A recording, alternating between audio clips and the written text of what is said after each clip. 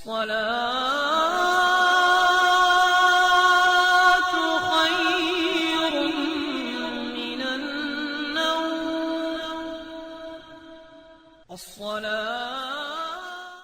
اعوذ باللہ من الشیطان الرجیم. بسم اللہ الرحمن الرحیم. السلام علیکم ورحمۃ اللہ وبرکاتہ. میرے عزیز بھائیوں بہنوں اور بچوں، میرے آقا کریم صلی اللہ علیہ وآلہ وسلم نے فرمایا، کسی کی نماز اور روزے سے متاثر نہیں ہونا، پہلے دیکھ لینا کہ وہ دیانتدار ہے یا نہیں. بہت سارے نماز اور روزے والے دھوکے بازی کرتے ہیں، بددیانتی کرتے ہیں اپنے عہدوں کے ساتھ، اپنے ملک و قوم کے ساتھ. وہ اپنے منصب کا خیال بھی نہیں رکھتے. ایک بات یاد رکھیے گا، میرے آقا کریم صلی اللہ علیہ وآلہ وسلم نے فرمایا، ہر بندہ تم میں سے نگران ہے، اور جو اس کی رعایا ہے اس کے بارے میں اس نے جواب دینا ہے. تو میرے عزیزوں، کبھی بھی بددیانتی نہ کریں. ہوتا یہ ہے کہ ہم پہلے لوگوں کا اعتماد حاصل کرتے ہیں اور پھر اس اعتماد کو ٹھیس پہنچاتے ہیں، تو اس کا نقصان کیا ہوتا ہے؟ میرے عزیزوں، دنیا میں سب سے کمزور شخص وہ ہوتا ہے جس پر کوئی اعتبار کرنے والا نہ ہو. جس کا اعتماد ضائع ہو جائے وہ آدمی ٹوٹ جاتا ہے، بکھر جاتا ہے. کبھی بھی دھوکہ دہی کی پالیسی نہ اپنائیں. بہت سارے ہم میں سے ایسے ہیں جو لوگوں سے مفادات لینے کے لیے اپنے رویوں کو میٹھا کرتے ہیں، اور جب کام نکل جاتا ہے تو ساتھ ہی ہمارے رویے بھی بدل جاتے ہیں. یہ دھوکہ ہے، بددیانتی ہے، اور اس کو اللہ اور اس کے رسول صلی اللہ علیہ وآلہ وسلم نے پسند نہیں فرمایا. میرے آقا کریم صلی اللہ علیہ وآلہ وسلم نے فرمایا، جس میں 3 باتیں پائی جائیں وہ تو منافق ہے. تو پوچھا، یا رسول اللہ صلی اللہ علیہ وآلہ وسلم کون؟ تو کہا، تو اس کی ایک نشانی یہ فرمائی میرے آقا کریم نے کہ جب بات کرے تو جھوٹ بولے. بہت سارے لوگ ایسے ہیں جو جھوٹ اس طرح بولتے ہیں جیسے کوئی معاذ اللہ ثواب کا کام ہو. میرے عزیزوں، جھوٹ بہت بڑی لعنت ہے اور بہت بڑا گناہ بھی ہے. اور دوسری نشانی، جب وعدہ کرے تو مخالفت کرے، یعنی وہ اپنے وعدے کی پاسداری نہ کرے، وہ اپنے وعدے سے مکر جائے. اور تیسرا فرمایا میرے آقا کریم نے کہ جب امانت رکھی جائے تو بددیانتی کرے. وہ بندہ تو بالکل منافق ہے. حضرت ابو نور رحمۃ اللہ علیہ نے لکھا ہے، وہ فرماتے ہیں کہ محمود غزنوی کا دور تھا. ایک آدمی محمود غزنوی کے پاس ایک کیس لے کر حاضر ہوا، اور وہ اس کیس کا مدعی تھا. اس نے کہا، بادشاہ سلامت میرا کیس سنیے گا. اور وہ کہنے لگا، بادشاہ سلامت میرے پاس ایک تھیلی ہے، میں سفر پہ جانے لگا تو یہ تھیلی پوری ہیروں کی بری ہوئی تھی، اور آپ کے فلاں علاقے کا قاضی، میں سفر پہ جا رہا تھا تو میں ان قاضی صاحب کے پاس یہ تھیلی چھوڑ گیا کہ سفر لمبا ہے، کہیں کوئی مجھ سے چھین نہ لے، اور یہ ہیروں کی بری ہوئی تھی. بادشاہ سلامت جب کچھ دنوں کے بعد میں اپنے سفر سے واپس آیا ہوں تو قاضی صاحب نے مجھے تھیلی واپس کی، لیکن اس میں ہیروں کی بجائے کھوٹے سکے نکلے. اور جب میں نے قاضی صاحب سے کہا تو قاضی صاحب تو میرے گریبان کو آنے لگے ہیں. وہ کہتے ہیں کہ بتا، یہ تھیلی کہیں سے پھٹی ہے یا کھلی ہے؟ اور جس طرح ٹانکے لگا کے تو نے مجھے دی تھی اسی طرح لگے ہوئے ہیں. تو حضور، لگے بھی ٹانکے اسی طرح ہیں، نہ پھٹی ہے نہ کھلی ہے. لیکن حضرت میں لٹ گیا ہوں، میری ساری زندگی کی کمائی لٹ گئی، میں برباد ہو گیا. بادشاہ سلامت کہاں کھوٹے سکے اور کہاں ہیرے. اور کہنے لگا، بادشاہ سلامت آپ مہربانی کریں، میں آپ کے دربار میں اللہ اور اس کے رسول صلی اللہ علیہ وآلہ وسلم کے نام پر حلف دیتا ہوں کہ ہوں میں بالکل سچا. تو یہ سن کے محمود غزنوی کہنے لگا کہ تم جاؤ اور تھیلی یہاں چھوڑ دو، اور جب میں تجھے بلاؤں گا تو پھر دوبارہ آنا. وہ شخص چلا گیا. محمود غزنوی اٹھا اور دربار کو برخاست کیا اور لوگوں سے کہنے لگا، تم سارے چلے جاؤ، میں کہیں 3 دنوں کے لیے سیر کرنے کے لیے جا رہا ہوں اور میں 3 دن کے بعد لوٹوں گا۔ اور جب سارے چلے گئے اور دربار میں محمود غزنوی اکیلا رہ گیا تو اس نے اپنے ایک غلام سے چھری منگوائی اور جس تخت پہ بیٹھا کرتا تھا اس تخت پہ گدا بچھا ہوا تھا۔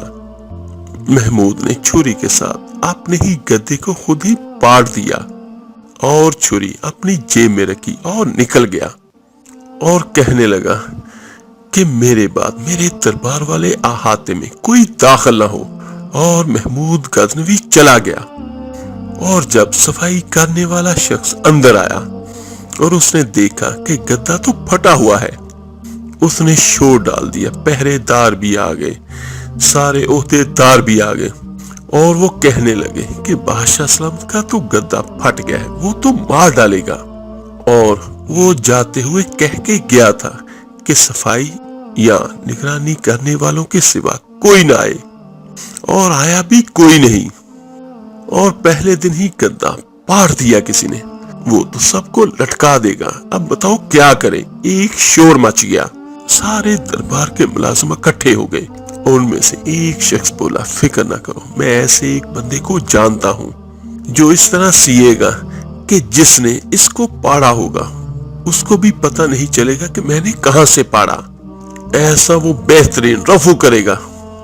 تو وہ سارے دربار والے کہنے لگے ہم پیسے ڈالتے ہیں بس، تو وہ بندہ بلوا۔ اس بندے کو بلوا لیا اور اس کو بادشاہ سلامت کا گدا دکھایا اور کہنے لگے کہ اس کو اس طرح سینا کہ پتہ نہ چلے۔ وہ رفوگر کہنے لگا کہ میں بڑا کاریگر ہوں۔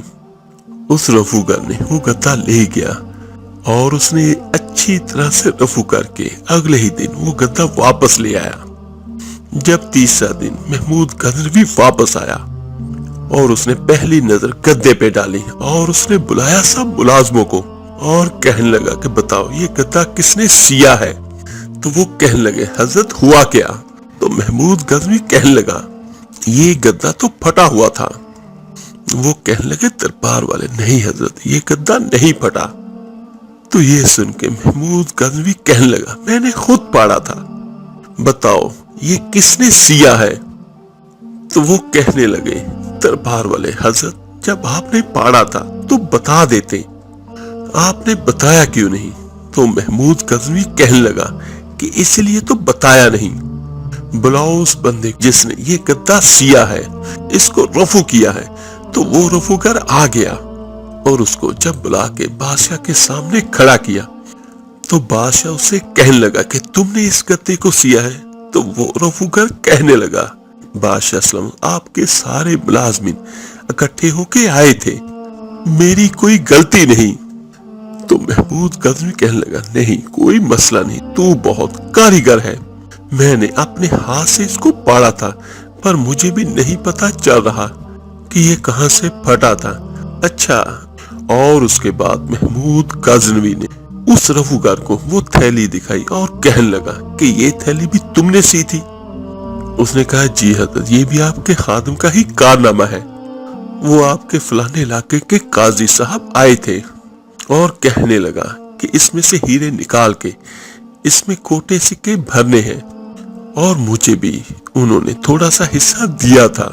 محمود غزنوی نے سارے گواہ اور سارے ثبوتوں کو اکٹھا کیا اور پھر محمود غزنوی نے اس قاضی کو بلوایا، پہلے سارے ثبوت اور گواہ اکٹھے کر لیے، کیس حل کر لیا۔ اور ہمارے یہاں بدقسمتی سے ایسے ہوتا ہے کہ مدعی خود ہی کچھ عرصے کے بعد ہاتھ جوڑ دیتا ہے اور کہتا ہے کہ آپ میری جان چھوڑیں، مجرم پکڑے چاہے نہ پکڑے، بس مجھے معافی دے دیں۔ یہ بھی میرے عزیزو ظلم ہے، زیادتی ہے جس کو اللہ پسند نہیں کرتا۔ اور ایک بات یہ بھی ہے کہ اتنے سوال اور جواب ملزموں سے نہیں ہوتے جتنے مدعی سے ہوتے ہیں۔ ایک تو وہ بیچارہ لٹ گیا اور دوسرا طرح طرح کے سوالوں کے جواب دیتے دیتے وہ ویسے ہی پریشان ہو جاتا ہے۔ تو محمود غزنوی نے سارے ثبوتوں کو اکٹھا کیا اور اس قاضی کو بلانے کا حکم دیا۔ جب وہ قاضی آیا تو اس کو پہلے بادشاہ سلامت تنہائی میں لے گیا اور کہنے لگا کہ قاضی صاحب آپ سے غلطی ہوگی، غریب آدمی تھا، وہ لٹ گیا ہے، اس نے بڑی مشکل سے کچھ ہیرے جمع کیے تھے، اس نے بڑی مشکل سے چند ہیرے جمع کیے تھے، وہ اس کی ساری کل کائنات تھی، آپ اسے اس کے ہیرے واپس کر دیں، بس بات ختم۔ تو یہ سن کے قاضی کہنے لگا حضرت آپ تو مجھ پہ الزام لگا رہے ہیں، سوال ہی پیدا نہیں ہوتا، آپ میری داڑھی دیکھیں، آپ میرا اعزاز دیکھیں کہ دنیا مجھے جانتی ہے۔ تو یہ سن کے محمود غزنوی کہنے لگا کہ انسان سے بھول چوک ہو جاتی ہے، غلطی ہوگی مان لیں۔ وہ کہنے لگا قاضی نہیں۔ تو محمود غزنوی کہنے لگا کہ میں تنہائی میں پوچھ رہا ہوں، میں اس وقت تم سے سوال اور جواب کر رہا ہوں جب دوسرا کوئی موجود نہیں، آج توبہ کر لے اور میں کچھ بھی نہیں کہوں گا، اور تو میری زبان پہ اعتبار کر، تجھے پتا ہے میں جو کہتا ہوں اس پہ عمل بھی کرتا ہوں۔ پر قاضی نے کہا نہیں، میری غلطی کوئی نہیں۔ پھر محمود غزنوی نے اسے بڑے دربار میں بلایا، مجمع عام میں۔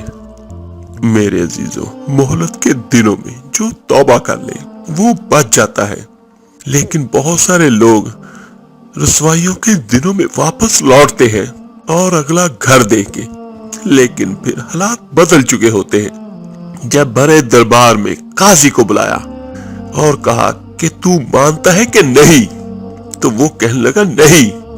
تو کہا بلاؤ اس رفو گر کو۔ جب وہ رفو گر آیا سامنے تو بوڑھے قاضی کی ٹانگیں کانپنے لگی، اس کے جملے ٹوٹنے لگے، اس کے منہ سے لفظ بکھرنے لگے، زبان لڑکھڑانے لگی، اور محمود کہنے لگا قاضی میں نے تجھے کہا تھا کہ مان جا، اب بڑے دربار میں بول۔ اور جب قاضی صاحب کی گردن خود بخود جھک گئی تو دنیا سمجھ گئی۔ پھر محمود غزنوی نے کہا کہ نکل جا میرے دربار سے، اتنی تجھے عزت دی، اتنی تجھے تنخواہ دی، عہدہ دیا، اور یہ تھوڑی سی رقم کے لیے، ہیرے جواہرات کے لیے تو بددیانت ہو گیا، جا چلا جا میرے دربار سے نکل جا۔ جب قاضی دربار سے نکلا تو لوگ لانتے برسانے لگے۔ میرے عزیزو، کل جو لوگ دکانیں چھوڑ کے سلام کرنے حاضر ہوتے تھے، اب وہی لوگ اسے کہنے لگے کہ اس کی عمر دیکھو اور اس کے کام دیکھو، دیکھو اس نے کیا کیا۔ اور جب وہ گھر گیا اور وہ بچے جن کے لیے اس نے پاپ کمایا تھا، وہ بچے کہنے لگے ابا جی ہم تو مدرسے جانے کے قابل نہیں رہے، اور اس کے بعد اسے امید تھی کہ میری بیوی میرا ساتھ دے گی، لیکن وہ کہنے لگی کہ میں اپنے گھر والوں کو کیا جواب دوں گی۔ گلی کی عورتیں طرح طرح کی باتیں بناتی ہیں۔ اور یہاں پر ایک بات اور یاد رکھیے گا کہ کامیابیوں کے بہت سربراہ ہوتے ہیں، کوئی کامیاب ہو جائے تو سارے اس کے پیچھے لپکتے ہیں، اور ناکامیاں ہمیشہ یتیم ہوتی ہیں۔ ناکامیوں کا کوئی سربراہ نہیں ہوتا، کوئی دوست نہیں ہوتا۔ جب تک تو وہ قاضی کے عہدے پر تھا، سارے لوگ کہ بڑی بات ہے، اور جب رسوائی ہو گئی دور شہرت میں تو یاروں نے کیا یاد بہت، ساتھ آیا نہ کوئی، کوچے رسوائی تک۔ اس قاضی کے اب حالات بدل گئے۔